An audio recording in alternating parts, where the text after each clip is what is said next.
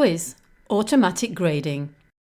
If you want to assess learners formatively or summatively with questions for which there are specified answers, Moodle's very powerful quiz enables you to do this. We can only look at a few of the features of the quiz in this screencast, but it's worth exploring more yourself and in the Moodle documentation. Quiz allows you to use different types of questions, not just multiple choice, and it also allows you to add, as here, media, images, video, sound files as part of your questions. If we go to our course and see how to add a quiz, the first thing to note is that from Course Navigation, More, we can access the question banks. Each course has its own question bank, which teachers can use collaboratively. You can also create other question banks for other purposes. When you create a quiz in Moodle, you can either create the questions directly in the quiz's own question bank or use questions from a shared question bank. See the documentation on question banks for more information. You can, if you wish, start by adding your quiz questions to a course shared question bank here and then make a quiz another day. We can see some of the features of the question bank in another course on another site here. We can move columns, remove or resize them. We can edit the questions, preview them, view their history and more. You can edit question names, and when working together with colleagues, you can define whether a question is ready or still in draft and see the versions of the questions. You can also comment on questions to help colleagues improve them. Other columns depend on what your admin has enabled and provide useful information to help you manage your quiz questions. But we'll make our quiz straight away. So to do that, we enable Edit Mode top right, click the plus sign where we want the activity, and then Activity or Resource. If you just see a button Add an activity or resource, then either your admin has disabled subsections or you're already within a subsection. This takes us to Moodle's Activity Chooser. Quiz is an activity because the learners are interacting with it. Click once to go straight to the setup screen, or click the I for more information and then press the Add button bottom right.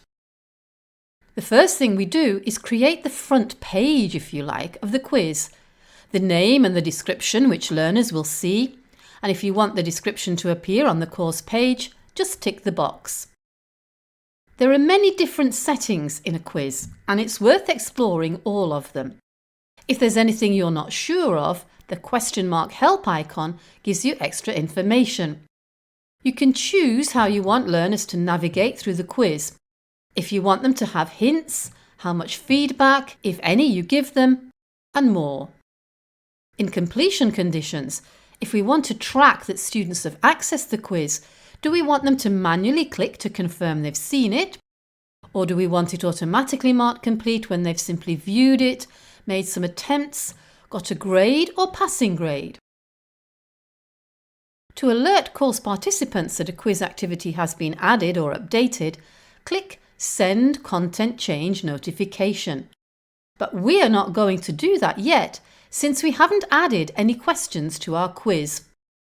We click Save and Display, and we have a blank quiz, and what we need to do is to start adding some questions, which we can do by clicking Add Question. And then the link Add. If we already have questions, we could add a random question to our quiz, or a particular question from a question bank, which we might have added to earlier or a colleague might have added to earlier. Click Switch Bank to access shared question banks. But we are starting anew from nothing, so let's click to add a new question. We are then presented with a list of question types to choose from, and just like with the Activity Chooser, if we click the button next to the question type, we're presented on the right with some information as to what the question type does.